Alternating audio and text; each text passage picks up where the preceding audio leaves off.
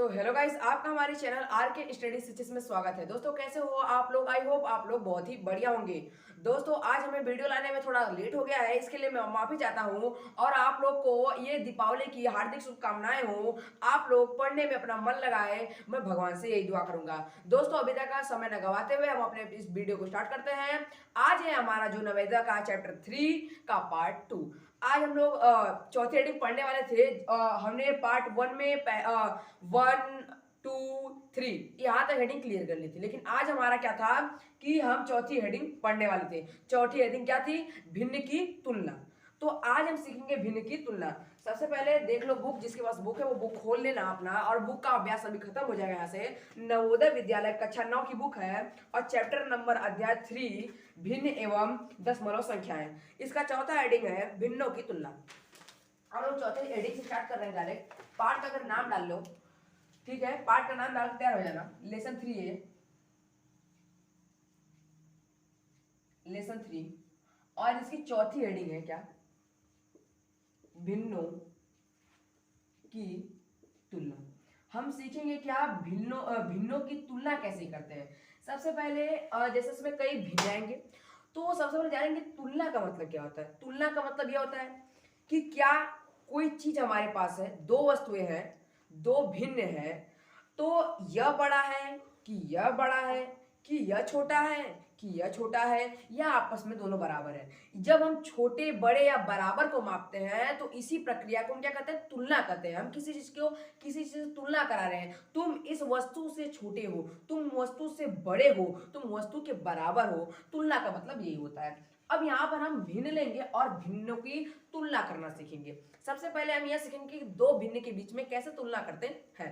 सबसे पहले मान लो हमने उठाया कि 4/2 और 8/3 में कौन बड़ा है। सबसे पहले हमने एक क्वेश्चन उठाया कि 4/2 और 8/3 में कौन बड़ा है।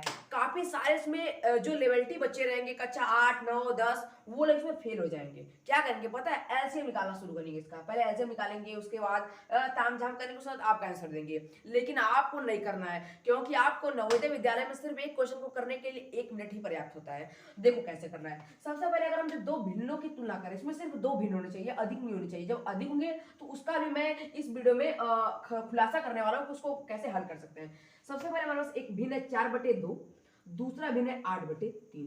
सबसे पहले आप क्या करो कि 4/2 लिख दो और 8/3। क्या आपको कैची गुणा कराने आता है? तो गुणा करा दो।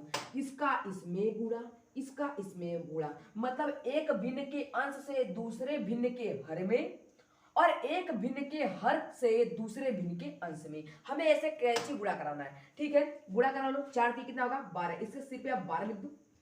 8 का कितना होगा? 16 होगा। अब बताओ इस 12 और 16 में कौन बड़ा है? तो जाहिर सी बात है 16 बड़ा है, इसीलिए 8/3 भिन्न क्या हो गया? बड़ा हो गया। ऐसे आपको करना है। चलिए हम इसी तरह के एक और क्वेश्चन को लेंगे और उसको फास्टली करने का प्रयास करेंगे। जैसे हमने लिया कि 1/2 और 2/4 में कौन बड़ा है। तो सबसे पहले क्या करोगे? सर कुछ नहीं कर रहा है, तुरंत पेन उठाओ। 1/2 और 2/4, कैची मल्टीप्लाई करो। 4 1 जा 4, 2 2 जा 4। अरे सर ये भी 4, ये भी 4, ना कोई बड़ा ना कोई छोटा, आपस में आगे इक्वल। बस इसका आंसर हो गया इक्वल। यही होता है भिन्नों की तुलना, जब हम दो भिन्न के बीच में तुलना कर रहे हैं। लेकिन अब आप इसी प्रकार की हम अपने अगले हेडिंग को देखेंगे कि हमारा जो अगली हेडिंग है वो क्या है। यहां पर तो था भिन्नों की तुलना, हमने भिन्नों की तुलना तो कर लिया। आगे आपकी हेडिंग है कि जब हमारे पास कई भिन्न है तो उनका हम आरोही क्रम अवरोही क्रम कैसे लिखते हैं। जैसे अभी यहां पर तो इसमें आपका आरोही अवरोही नहीं पूछेगा, दो ही है। आप बताओ, बस उसमें पूछेगा छोटे और बड़े। लेकिन अगली हेडिंग दिया है लघुत्तम समापवर्त विधि से। लघुत्तम समापवर्त विधि से हम कई भिन्नों को आरोही या अवरोही क्रम में कैसे लिख सकते हैं। सबसे पहले हम बात समझेंगे हेडिंग को, उसके बाद हम करेंगे। जब आपके पास दो भिन्न थे, देख हेडिंग तो भिन्नों की तुलना ही रहेगी, इसमें भिन्न की तुलना ही तो कर रहे हैं सभी से। लेकिन अब यहाँ पर चेंज क्या होगा कि आपको यहाँ पर सिर्फ 2 फ्रैक्शंस मिलते थे, दो भिन्न मिलते थे, लेकिन यहाँ पर अत्यधिक भिन्न आपको मिल सकते हैं। जैसे हमने कहा एग्जाम्पल के तौर पे हम ले लेते हैं कि 4/3 कामा 2/6 कामा 8/9 में या को आरोही में लिखिए। हमें क्या करना है कि इसे हमें आरोही क्रम में लिखना है। देखिए यहाँ पर तो क्वेश्चन कुछ और दिया है, यहाँ पर क्वेश्चन कुछ और दिया है, लेकिन यहाँ पर आरोही क्रम में हमें लिखना है। ठीक है, ध्यान दीजिए। आरोही मतलब होता है असेंडिंग ऑर्डर। यहाँ पर होता है क्या, छोटे से बड़े की ओर। तो यहाँ पर हमारे पास 3 भिन्न आ चुके हैं। ठीक है, अब यहाँ पर हमें क्या करना है, आरोही क्रम में लिखना है, अर्थात हमें असेंडिंग ऑर्डर में लिखना है। तो असेंडिंग ऑर्डर में लिखने के लिए हम क्या करेंगे, गौर फरमाइएगा। सबसे पहले हमारे पास एक ऐसा सिचुएशन आता है, एक ऐसा कारण आता है कि सबसे पहले हम इनका एलसीएम लें। अब हमारा एलसीएम लेने का मुख्य कारण क्या है कि हमें इनके हर को एक समान बनाना है, तभी हम आरोही या अवरोही में लिख सकते हैं। देखो मैं ट्रिक ही इसका बताऊंगा, ट्रिक भी हमारे पास इसका उपलब्ध है। हालांकि आपको ट्रिक नहीं दिया है, लेकिन हम ट्रिक बताएंगे, लेकिन वो ऐसा नहीं रहेगा, लेकिन थोड़ा इसे हट के तो जरूर रहेगा। देखो सबसे पहले अगर आपको ऐसा कोई भिन्न दे रहा है, इसको आरोही या अवरोही क्रम लिखना है, सबसे पहले आप एलसीएम लो। बताओ हमने एलसीएम लेने का ट्रिक बताया कि नहीं बताया, मुंह जवानी बताया है। कैसे, देखो सबसे बड़ी संख्या क्या है इसमें, 9 है। देखो अब बता देता हूं अगर आगे वीडियो में, तो सबसे बड़ी संख्या 9 है। देखो क्या हुआ, 9 है वह 3 से कट रहा है, क्यों नहीं सर, 3 से भी कट जा रहा है। क्या वह 6 से कट रहा है, नहीं कट रहा है। कट रहा है का, नहीं कट रहा है। तो मतलब 3 से तो कट जा रहा है, 6 से नहीं कट रहा है। तो ऐसे लो 9 को और आगे बढ़ा दो। यहाँ पर मान लो हम कर लेते हैं ऐसा कि यहाँ पर हम 5 कर लेते हैं और यहाँ पर हम 15 कर लेते हैं, क्योंकि हमें आसानी पड़ जाएगा ऐसे लेने में। ठीक है, देखिए जो 3 है वो 15 को भी डिवाइड कर दे रहा है, और ये 5 है वो भी 15 का डिवाइड कर दे रहा है। मतलब जब उसमें भाग चली जा रही है तो जो उसका हमारा एलसीएम होता है उसका वही हो जाता है जो हमारे पास संख्या होती है, मतलब 15। लेकिन आप इन्हें झंझट में मत पड़ो, जब अगर आप हमारी पीछे वीडियो नहीं देखे हो तो आप यहाँ पे इसका एलसीएम निकाल सकते हो। सबसे पहले आपको क्या करना है, जब आपको ऐसा दिखे 3 या 4, या 4 भी भिन्न हो सकते, कोई बात नहीं कि 3 ही भिन्न हो, तो ऐसे को हमें आरोही क्रम लिखने में सबसे पहले उनका हमारा काम क्या बनता है, स्टेप 1 कहता है कि उनके हरों को हमें समान करना है। अब देखो चलो करो, 3 पचे 15, तो 5 गुणे के 4, कोई दिक्कत नहीं, कामा है तो कामा लगा दो। 5 तिहाई 15, तो 3 गुणे के 2, कामा है तो कामा लगा दो। 15 कम 15, 1 गुणे 8। अब देखो इसे गुणा कर दो, तो 5 चौके 20, कामा 3 दुना के 6, कामा 8 एकम 8 बटे में 15। क्या हम इसको अलग अलग नहीं लिख सकते हैं, 20 बटे 15, कामा 6 बटे 15, कामा 8 बटे 15, क्यों नहीं लिख सकते सर? हाँ देखो मैं इसका कारण बता दे रहा हूँ कि क्यों आप लिख सकते हो। जब इसका आप ऐसे लोगे तो भी यही काम बन जाएगा, तो इसको हम इस प्रकार लिख सकते हैं। अब देखो आपका मुख्य कारण यह था कि आपको इसके हरों को समान करना था, और आपके यहाँ पर हर तो समान हो ही गए हैं। तो देखो जिसका अंश और अंश के हिसाब से हम आरोही में लिख सकते हैं, तो अंश के हिसाब से आरोही में लिखना है, तो आरोही मतलब सबसे छोटे सबसे बड़े। तो इसमें तो सबसे छोटा क्या है, तो 20 सबसे बड़ा है, 6 उससे छोटा है, और 8 से छोटा 6, मतलब सबसे छोटा ये 6 है। तो पहले इसको लिख दो, क्या लिखोगे, 6 बटे के 15, कामा उससे बड़ा क्या है, 8 बटे के 15, उससे कामा क्या है, 20 बटा के 15। लेकिन ये आपको नहीं लिखना है। देखो क्या है, क्यों नहीं लिखना है, आपको भिन्न बताना है, इसमें बताना है, इसमें छोटा बड़ा थोड़ी बताना है। अब देखो सबसे छोटा भिन्न कौन आ रहा है, ये बीच वाला आ रहा है। तो देखो इन दोनों के बीच में कौन है, ये वाला है, तो सबसे छोटा क्या हो गया, 2/5, कामा लगा दो। उससे बड़ा क्या है, इधर वाला है, मतलब ये वाला है, 8/15, तो लिख दो 8/15, कामा। अब देखो सबसे बड़ा क्या है, 20/15, मतलब ये वाला, तो 20/15 यहाँ पर हो जाएगा 4/15, 4/15। ये लो आपका हो गया है यहाँ पर 4/3 है, 4/3 लिख दो, क्योंकि हमें वो भिन्न लिखना है जो भिन्न बड़ी है। जैसे यहाँ पर 6/15 था, तो ये दोनों के बीच का है, मतलब ये लिख दिया हमने। तो यहाँ पर हो गया 2/15 होना चाहिए, 2/15, और फिर से इसको लिख देते हैं यहाँ से। पहले कौन था, हम इस 15 को ध्यान दे रहे हैं, इसलिए बार बार 15 उतार दे रहे हैं। तो अब हमें यह नहीं लिखना है। सबसे पहले हमें क्या करना है कि देखेंगे सबसे छोटा कौन है, 6/15। तो 6/15 क्या है, इन दोनों के बीच वाला भिन्न है, तो इन दोनों के बीच वाला भिन्न कौन है, 2/5।